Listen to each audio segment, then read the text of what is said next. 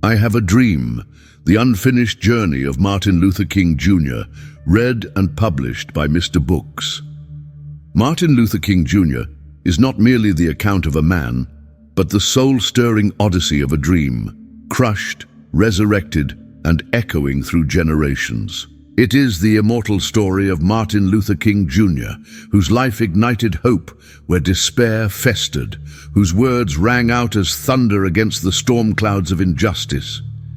In these pages, we embark on a journey that unfolds from the whisper of a southern wind in his childhood, to the cutting roar of demonstrations, to the resounding silence his absence left in the hearts of millions. As a child of the segregated South, King's world was sharply divided by invisible lines. Water fountains, buses, schools, and churches all split by the lie of inequality. Yet, even in those tender years, a gentle seed of morality and justice took root within him. King's talent for oratory was discovered early, as was his courage and dignity in the face of adversity. The values sown deep into his spirit by family and faith would bloom into actions that summoned a nation to conscience. The pursuit of this dream was never gentle. The Montgomery bus boycott, the crucible of King's emergence, marked not only the boycotter's sacrifice, but also the birth of a movement. Facing threats, bombs, imprisonment, and countless nights of uncertainty, King refused to relinquish the light of justice. He became the living embodiment of nonviolent resistance, facing brutality with love, responding to hate with hope. This book traces the arc of King's journey through the pivotal cities of Montgomery, Birmingham, and Selma, through the Washington March and its immortal speech, through loneliness and despair forged by setbacks, betrayals, and unimaginable cost. Yet it also follows the resonance of his legacy, how his love for justice still stirs the rivers of freedom, how the dream he voiced remains as urgent today as it was on the Lincoln Memorial's steps. In exploring the trials and triumphs, the heartbreaks and enduring miracles of Dr. King's journey, we discover the unfinished nature of his dream. The torch he carried is not merely a memory, it is an eternal flame, beckoning each of us to carry forth the dream that all may one day be judged, not by the color of their skin, but by the content of their character. This is the tale not only of King, but of every heart that surges toward justice, of every soul longing for a better world. The journey is unfinished, the dream lives on. Before we dive in, make sure to subscribe and hit that like button to support the channel. And don't forget to turn on the notification bell so you never miss an audiobook that could change your life. Now let's begin. Enjoy. Chapter 1. The roots of a dreamer. Martin Luther King Jr. was born into a world bifurcated by the color line, a line invisible and brutal, cutting through every fiber of daily life. The bustling streets of Atlanta in 1929 held the laughter of children and the bustling energy of growth, but beneath this life pulsed a deeper current: segregation. Within this world, Martin, or ML, as his family called him, took his first breath on January 15th, cocooned in the arms of a loving family, but shadowed by a nation's legacy of oppression. Martin's parents, Martin Luther King Sr. and Alberta Williams King, anchored their son's world with faith, dignity, and relentless hope. The home where Martin grew up was a haven, a sanctuary carved from the storms outside its doors. His father was a preacher at Ebenezer Baptist Church, a man of thunderous voice and fierce conviction. His mother, a teacher and a gentle nurturer, cultivated affirmation and discipline. Both refused to be cowed by Atlanta's harsh divides. They taught their children not of hate, but of humanity. To them, every human being, regardless of skin, was a vessel of the divine. Yet, the realities of segregation were inescapable. At the age of 6, ML felt the sting of racism's first wound. A white friend's parents, upon realizing their son's playmate was black, ended the friendship. Confused, young Martin asked his mother why. Alberta, with sorrow brimming in her eyes, explained the cruel truth that the world sometimes placed value on the shade of skin instead of the weight of character. That day, an indignant fire was kindled, its heat ionizing in young Martin's bones. King's childhood was awash with contradiction. Sunday sermons extolling Christian love, weekdays colored by dehumanizing Jim Crow laws.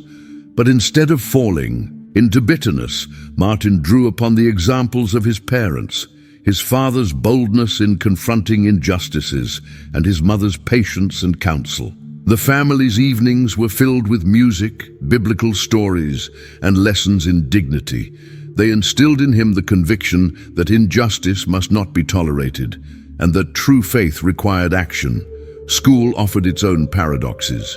Martin excelled, hungry for books, drawn to debate and literature. He grappled with the writings of Abraham Lincoln, Gandhi, and Henry David Thoreau's essays on civil disobedience. Each offered a glimpse of a broader battle, the age-old struggle between might and right. Inspired, Martin would later declare, "An injustice anywhere is a threat to justice everywhere." The streets of Sweet Auburn, the historic black neighborhood, were vibrant with achievement and activism. Doctors, lawyers, entrepreneurs, living proof that black excellence could flourish even in the face of racism. Neighbors supported one another. Faith and fortitude became daily bread. Yet systemic barriers loomed everywhere. Restaurants denied service. Buses ordered black passengers to the back. Whites-only signs scarred every public space. Martin's world taught him early that dignity had to be demanded, not just desired. As he grew, so too did a question echo within Martin's heart. Why must the world be thus? Why must one submit to injustice or become its architect? This questioning, encouraged by his parents and his deepening faith, solidified the moral bedrock of his character. The dream that one day children of all colors could join hands as equals began here, in a child's yearning for friendship, in a mother's trembling voice, in a father's refusal to bow before wrong. By the time Martin entered Morehouse College, at the age of 15, he was already certain of one truth. The arc of the moral universe is long, but it bends, however slowly, toward justice. In the hallowed halls of Morehouse, surrounded by mentors like Dr. Benjamin Mays, King's sense of purpose crystallized. His roots deepened into the rich soil of black thought and resistance. The roots of a dreamer, then, are not merely in the great deeds to come. They are tangled in every wound and every vow, every story and every silence. Before the world ever knew his name, Martin Luther King Jr. was shaped by love and injustice alike, a product of pain who chose hope, a child who looked injustice in the face and imagined freedom. Chapter 2. From Pulpit to Protest, Early Activism. The pulpit was Martin Luther King Jr.'s first stage, and his voice, forceful, both gentle and fierce, emerged not only as an instrument of faith, but as an engine of change. It was at Ebenezer Baptist Church, beneath the warm light filtering through stained glass, where Martin first learned the art of speaking for the soul. But it was the world beyond the church's doors that would require him to fuse faith with action, to find not only words, but the courage to walk in their shadow. King's journey into activism began inauspiciously. After graduating from Morehouse, he entered Crozer Theological Seminary in Pennsylvania, where he honed his philosophical and ethical foundations. Exposed to new ideas, Martin devoured the teachings of Gandhi, a prophet of peace who had led India to independence through nonviolent resistance. To Dr. King, ahimsa, nonviolence wasn't passivity, it was power, a weapon mighty as a thunderbolt. He saw the promise, a way to confront evil without becoming its mirror, while at Crozer and later during his doctoral studies at Boston University, Martin wrestled with questions that had haunted him since childhood. How does one transform a world stubbornly wedded to hate? What is the price of justice? He found resolve not only in books, but in love. Meeting Coretta Scott, an artist and activist, whose fierce intellect and warmth would become his bedrock. Their marriage was an alliance of hearts and purpose. Coretta, ever resolute, echoed King's belief that justice is indivisible. By 1954, Martin was called to Dexter Avenue Baptist Church in Montgomery, Alabama, a city simmering with injustice. He was only 25, yet the congregation sensed the magnitude within his voice. King moved among his flock with humility, but beneath the surface waited a sea of conviction, ready to rise at the crest of history. That moment came swiftly. December 1st, 1955. Rosa Parks refused to relinquish her seat to a white passenger on a Montgomery bus. The spark ignited, lighting a fuse that would propel Martin from preacher to leader. Local leaders sought someone new, free from old grudges, to spearhead their response. Martin, reluctant yet driven by a force beyond himself, agreed.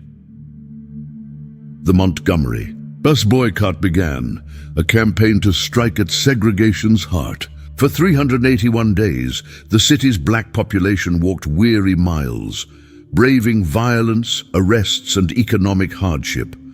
King's house was bombed, he was thrown into jail. Yet night after night, his sermons were lighthouses of resolve. If we are wrong, justice is a lie, he preached, calling followers to walk not with fists, but with courage. From pulpit to protest, Martin lived what he preached. He joined marches, faced bullies with dignity, and insisted the movement remain non-violent, even as hatred threatened to tear them apart. The boycott's success, culminating in the Supreme Court's striking down of bus segregation, became the first thunder on the horizon of the civil rights movement. Yet this victory was not the end. If anything, it marked the start of an unyielding struggle for dignity and democracy. The pulpit had shaped the man, but now the world needed the leader. The flame of activism kindled in those early years would burn ever brighter, illuminating a path of hope, sacrifice, and unshakable faith in the dream that all men and women were born to walk free.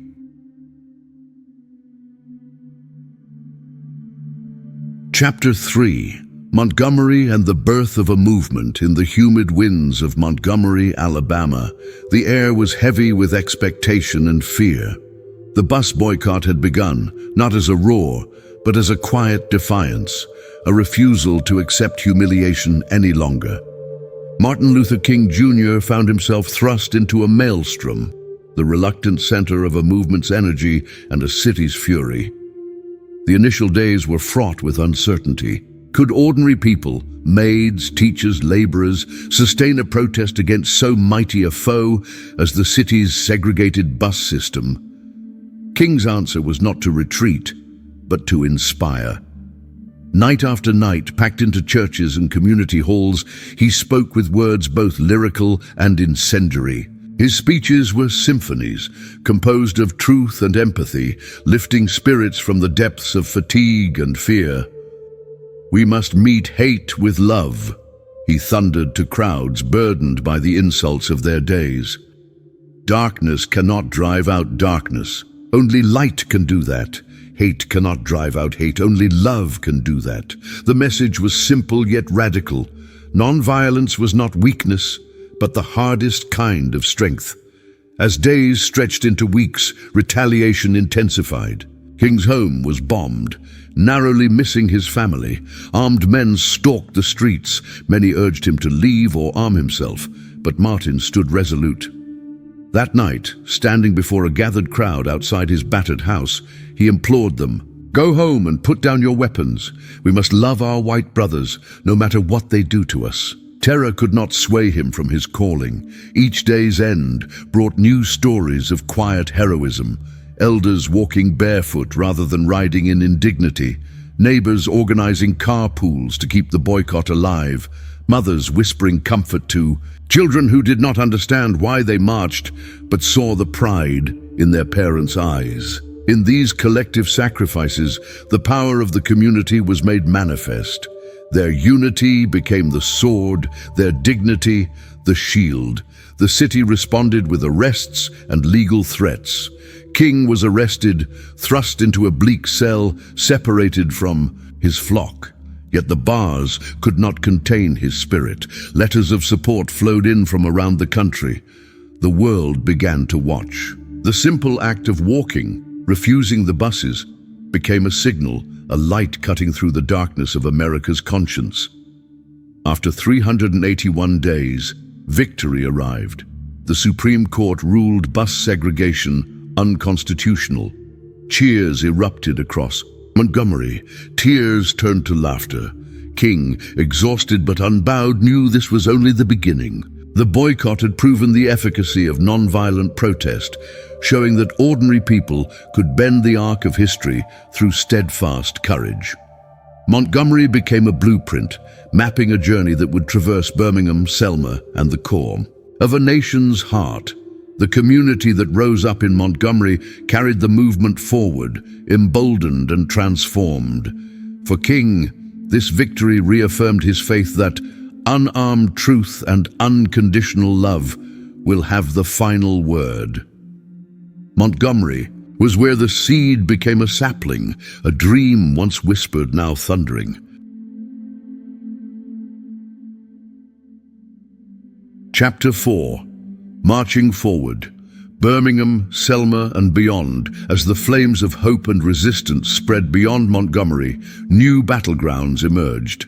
Birmingham and Selma chief among them. Civil rights was no longer an isolated struggle.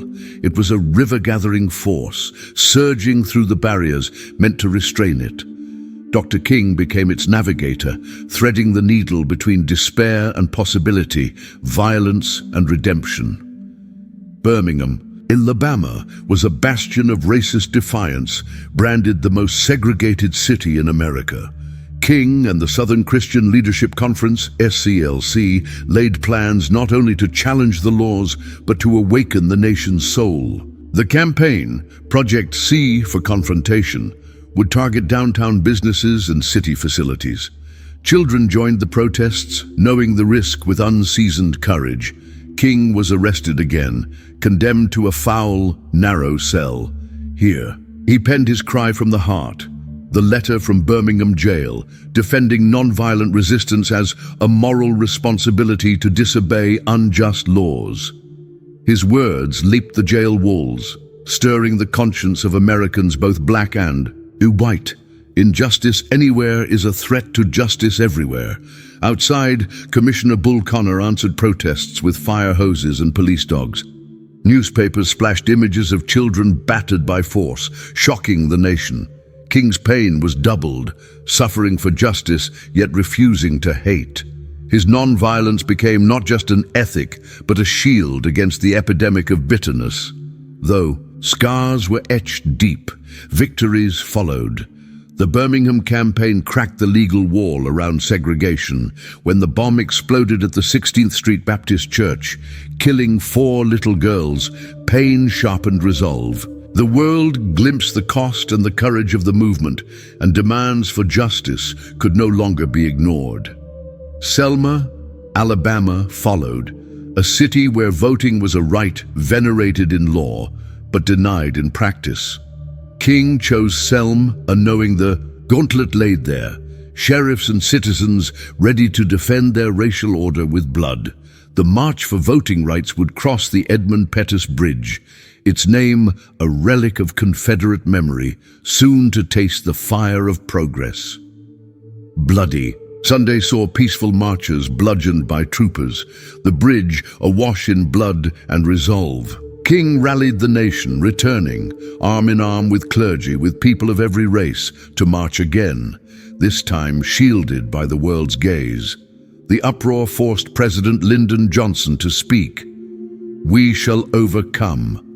The Voting Rights Act, one of the movement's crowning achievements, was signed into law. In each place, Birmingham, Selma, and beyond, the pattern repeated: courage, sacrifice, victory hard won. King aged in those years, sorrow lining his face, but his voice only deepened in faith. The struggle had become national and in many ways spiritual. The movement was no longer just his, it belonged to every soul who dared to hope. Together, they marched forward singing, "We shall overcome," not just dreaming but believing. Chapter 5. I Have a Dream. The Speech That Changed the World, August 28, 1963. Sweltering heat radiated from the reflecting pool at the Lincoln Memorial. Over 200,000 people had gathered in Washington, D.C., a mosaic of ages, races, and faces. They came not knowing what the day would bring, borne forward by hope, hunger, and the tremulous sense that history's eyes were fixed upon them. Moments before his speech, Dr. Martin Luther King Jr. waited, his heart pounding with the weight of the occasion. When he stepped to the podium, he gazed upon the multitude, children perched on parents' shoulders, elders clutching canes, young men singing. Their faces shimmered with anticipation and pain. King began with an invocation of Abraham Lincoln's promise, a dream yet unfulfilled. He spoke of the nation's moral debt, of a people still waiting for the check of justice to be cashed. His words flowed with the rhythm of prophecy, careful, soaring, quietly raging. Yet, as King spoke, the crowd's energy slid beneath his skin, awakening something deeper, a thunder that would change the world. Mahalia Jackson, gospel singer and friend, called out, "Tell them about the dream, Martin." He turned from his notes, voice trembling with destiny. "I have a dream," he began. The crowd leaned in, breathless. King's dream was ancient and urgent, that all people, black and white, Jew and Gentile, Protestant and Catholic, would one day join hands. He painted a vivid vision of justice rolling down like water, of children judged by the content of their character. His words soared over the National Mall, drifting into the veins of America. Tears welled in the eyes of the weary, hope rekindled. In the hearts of the beaten down, the world heard not just a speech, but a symphony of possibility. King's voice did not just call for the end of segregation, it called for the rebirth of the nation's soul. The dream he invoked was not his alone. It belonged to everyone who still believes that freedom is not a privilege, but a divine right for all. The speech did not end the struggle, but it changed its form. It became a hymn sung in jail cells, whispered in alleys, thundered in classrooms.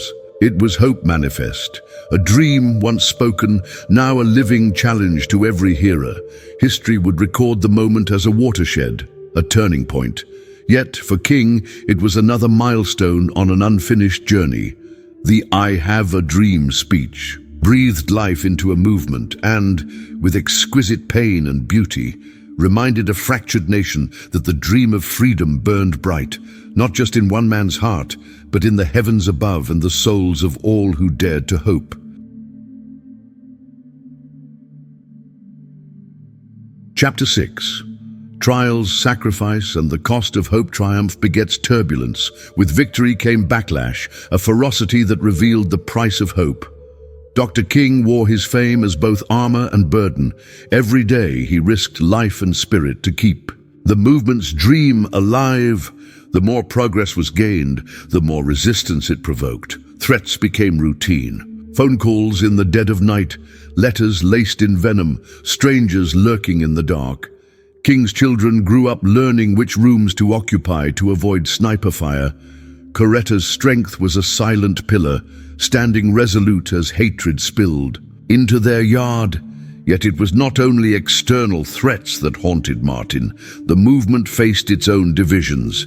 Younger activists grew frustrated with nonviolence, seduced by the call to black power. Others felt the pace of change was glacial, too slow to fill the gaping wounds. King listened, grieved, and tried to bridge the chasm, believing unity was their only hope. He struggled too with doubt and loneliness. The strain of constant travel, speeches, and responsibility wore him down. In private, King turned to faith, reciting psalms, clutching Coretta's hand in the darkness. Some nights the dream seemed a mirage, shimmering just out of reach. He silently asked, was hope worth such a cost? Arrests multiplied, time in jail eroded body and spirit. The FBI, obsessed with undermining him, stalked his every move, spreading lies and doubt. Through it all, King refused bitterness. He saw suffering as the crucible of change, the price paid by all who ever dared to lift the lowly or challenge the high. The movement increasingly turned north, confronting poverty, slums, and inequality. In Chicago, King was met with a hatred as visceral as any in the South. Bricks flew, racial slurs rang out, but he pressed on, believing poverty was as insidious as segregation. Through every trial, sacrifice remained. Yet King never wavered in his belief that love, not violence, would conquer. "I have decided to stick with love," he said. "Hate is too great a burden to bear." Each wound became a badge, each sorrow a lesson in the indomitability of hope. King did not walk alone. The movement thrummed with unsung heroes, children, mothers, students, teachers, all standing up when it would have been easier to sit. Sacrifice was democratized. Hope grew amidst scars. Though battered, the dream remained alive, beating through the nights, weaving strength from suffering, faith from fear. Chapter 7. The Legacy of Leadership. Martin Luther King Jr.'s leadership, forged in the crucibles of Montgomery, Birmingham, and Selma, reverberated far beyond the moments of triumph and heartbreak that defined his life. As the 1960s surged forward, so too did the evolution of King's philosophy, and thus his legacy, one not anchored to a single event or victory, but shaped by his unwavering commitment to justice, love, and the moral exigency to act.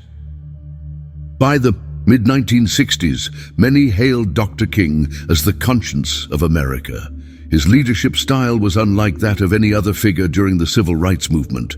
He was willing to envision reconciliation where others saw only anger, to believe in transformation through nonviolence, even as the fires of violence burned around him.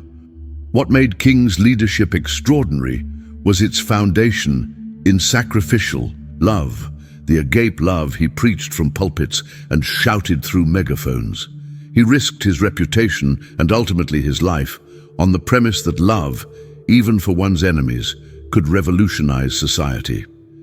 King's leadership also meant making the difficult choice to extend his advocacy beyond the confines of race. In 1967, he boldly questioned America's entanglement in Vietnam, linking the struggle for freedom abroad and at home. This stance alienated him from some former allies and drew the ire of political leaders, yet King's voice, undeterred, rang out in condemnation of militarism, racism, and poverty, what he called the triple evils. His leadership was never static, constantly evolving in service of the dream yet to be realized. At the heart of King's legacy is his belief in collective leadership. Far from claiming all victories as his own, he consistently uplifted others. Ella Baker, Bayard Rustin, Fannie Lou Hamer, and countless lesser-known activists who marched and suffered alongside him. He nurtured leadership in youth, urging them to make a career of humanity, to serve and sacrifice for others. In doing so, he planted seeds that would blossom in the decades to come. In the careers of politicians, lawyers, organizers, and everyday citizens inspired to action by his example. King's assassination in Memphis on April 4, 1968, was a thunderclap in the American night. Yet even as the nation grieved, the instruments of change he had set into motion continued playing. Policies shifted, hearts opened, new generations, black and white, found their voices in the unfinished symphony of justice. King's legacy is thus neither a monument nor a memory, but a challenge, a question posed to every generation. How will you use your voice? How will you heal the world? And who will you dare to love? His leadership ultimately was a call, raw, insistent, and ever urgent, to walk in the light of possibility, to bend the arc of the moral universe toward justice with our own hands. Chapter 8. The Dream. Unfinished. Echoes in today's world, though more than half a century has passed since Martin Luther King Jr. last spoke. His words still echo with haunting clarity. The "I have a dream" speech reverberates through city, squares and school halls, invoked by protesters and politicians alike. Yet the dream he dared to share remains, as King himself suggested, unfinished. Today, America grapples with old wounds and new challenges. The legacy of legal segregation may have receded, but structural inequalities endure. King warned that the struggle for justice was not merely a matter of changing laws, but transforming hearts and minds, a task that defies easy solutions or simple victories. In the shadows of economic inequality, mass incarceration, voting suppression, and persistent acts of hate, we see the ongoing currency of King's challenge. The work, he knew, is never done.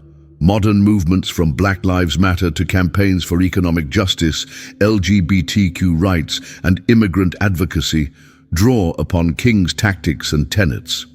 Nonviolent resistance, mass mobilization, and a willingness to love that stretches beyond one's comfort zone are still revolutionary forces. Yet leaders today confront new media, new battlegrounds, and an ever-evolving landscape of injustice. The question remains, what shape should the dream take in a world King could scarcely have imagined? To honor Dr. King in the 21st century is to engage in both remembrance and creation. It demands that we ask hard questions of ourselves and our societies. Have we learned to see the dignity in every person? Are our politics animated by compassion or calcified by fear? Can love still heal what violence has torn asunder? King's legacy endures not only in grand speeches and holidays, but in the small acts of resistance and reconciliation performed every day. It lives in teachers who confront injustice in classrooms, in activists who strike for justice in the streets, in neighbors who reach across divides to build new bridges of understanding. To carry King's dream forward is to risk discomfort and disappointment, but it is also to embrace hope. A hope as radical and renewing as the springtime after a long, hard winter. The unfinished journey calls us all to sharpen our dreams, to speak out with courage, and to labor for the day when freedom and justice are not privileges, but birthrights for all humanity. Dr. King's unfinished dream hangs like a banner over us, a summons, a promise, and a challenge to bend our own lives toward justice so that someday the world he envisioned may become the world we inherit and pass on. If you found this video helpful, inspiring, or entertaining, don't forget to hit that like button. And if you're new here, make sure to subscribe and turn on the notification bell so you never miss out on future content. Your support means the world. Let me know your thoughts in the comments below.